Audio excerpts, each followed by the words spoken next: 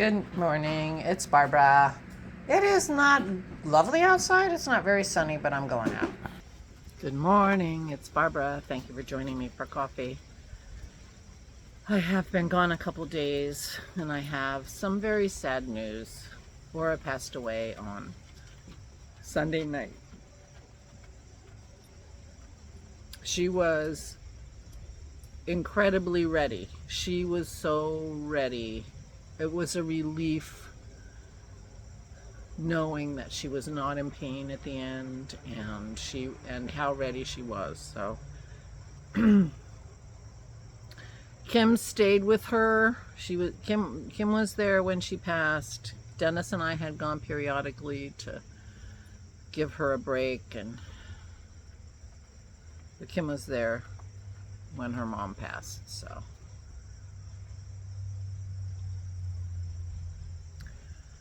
So she is where she wanted to be. She was so miserable, in pain and unhappy ever since she had to leave Fieldstone and went to the hospital and then into the rehab. She couldn't have been more unhappy, and she said every day, I wish I was dead. So and she was sincere. So she has come to peace now, and they kept her very comfortable at the end, and she passed very quietly.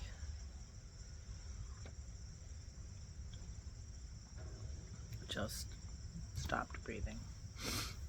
So that's why I haven't been here, because she was in bad shape. And then, yeah, I canceled my doctor's appointment yesterday. She passed Sunday night at about, I think she passed around 10. We got there about 10:30. She was pronounced about 11. And then they were going to do what they do. And so we left. Kim stayed a little bit longer, but she came and stayed overnight with us. And we were up till 3:30 in the morning, remembering and toasting Aura. And so I called and canceled my doctor's appointment Monday because it just wasn't happening. It was my annual checkup. It wasn't regarding my episodes, so I didn't worry about that. I'll reschedule it.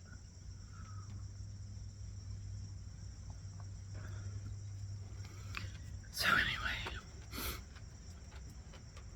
and I canceled my physical therapy today. It's the last one I had scheduled. I need to rethink the physical therapy because it's not really doing a lot, other than, making me stronger, which is a good thing, but it's not helping my knee terribly. So I think I need to get a referral to an orthopedist to make any progress on my knee. We're going over to Fieldstone today to clear out her room. We could have done it earlier because we knew she wasn't going back, but we're going today. Kim is going to meet us there. Sadly, they cleaned out, Dennis cleaned out the few things we had taken to the rehab hospital, and can't find the blue blanket that Kim knit Aura quite a few years ago now, because she was living by herself when she got that blanket. So that's too bad, but we're gonna see if we can come up with it.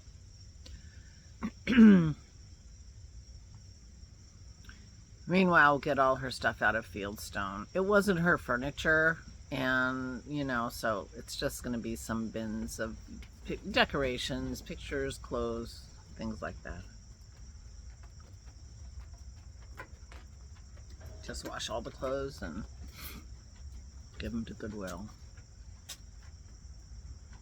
And then we'll have a lot of Aura's stuff. Kim said that she would take responsibility for the music Aura played the piano for decades and decades since she was like 12 or 10 or something. And has so much music. And her father had been in a family band, and some of the music is for her father's, and that was in the 20s. So, you know, she's got 100-year-old music.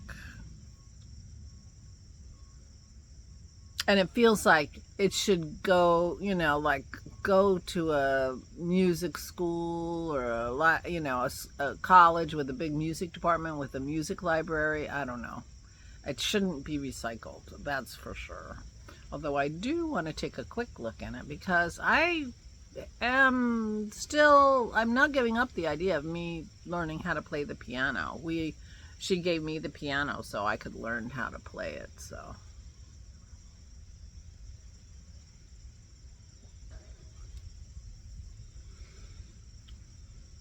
So maybe I'll really do that.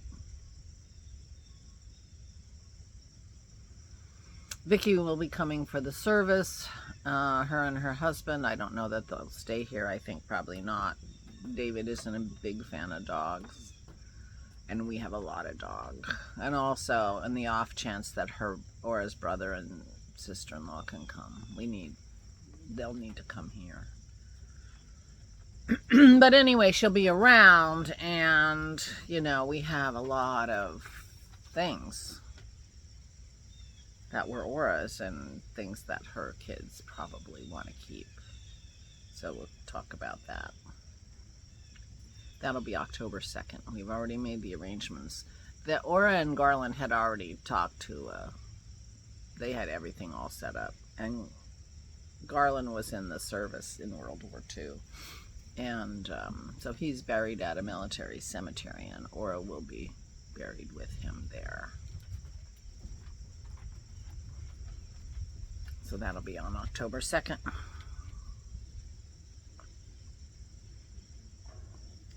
So arranging things was really, really easy. The guy was very nice. Same guy who did Garland, I'm quite sure. And was taking care of everything. I mean, he even contacted the restaurant that's next to the cemetery because we were gonna have like a, you know, luncheon or something. He already contacted them and reserved the room for us and everything. I mean, it's really full service. So that's nice. So it's such an ambivalent feeling because she was so unhappy and she was miserable, and now she's not. But of course, she was an amazingly lovely woman. She was a modest woman. She, you know, wouldn't have thought, she never felt like she was living a big life or anything, but she was such a lovely, lovely woman. I don't think anyone ever met her who didn't think she was just terrific. I really don't.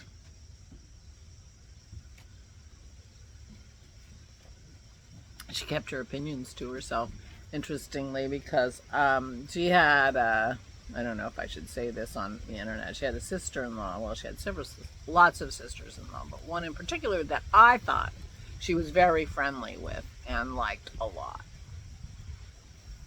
Come to find out, when, you know, she's in Fieldstone and all her sisters-in-law passed. She is the last of her generation on Garland's side of the family. She was the last aunt left. Everybody else had passed. And so anyway, and we were talking, and I'm like, oh my God, I thought you were friends. I thought you were like, oh no, I don't like her. I mean, I saw her with her for 25 years. Had no idea she didn't like her. I'm like, if I can't tell if you like somebody, do you like me? She looked at me, she's whipped her head around and looked at me and said, I adore you. So she adored me. And I believed her. I believed her. But, you know, yeah.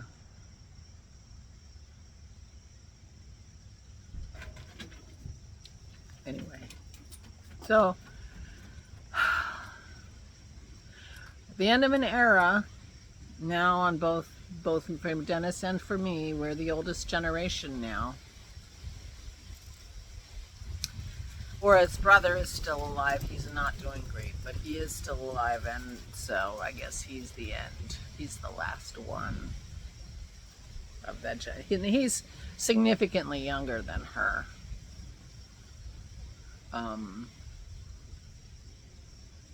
He's 12 years younger than she is, so he's in his early 80s.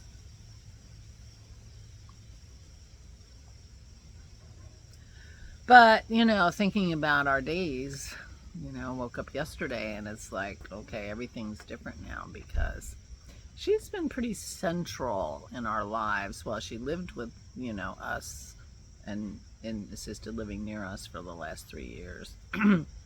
So, and for the 4 years before that, we were very often there. The last year she lived by herself, we visited her every day. Very rarely was there a day we didn't go see her for one reason or the other. So she has been a very central part of our lives, and, you know, thus a sort of central part of our schedules. And yeah, so wake up this morning and, well, we have a plan to go get her stuff, but it's like sort of a very different future going forward. But she will be very missed, and we are, you know, we're brokenhearted and relieved, and, you know, in this weird way that happens. You know, I'm not the only one that's ever experienced this, I'm quite sure, in terms of letting people go. She was 94 and a half. She lived a good long life and was well loved by her children and her friends and her, you know, extended family. So, a life to be proud of, really. Yeah, I'll be back tomorrow with more normal, you know. I guess I'm done. I'm done. I don't want to talk anymore.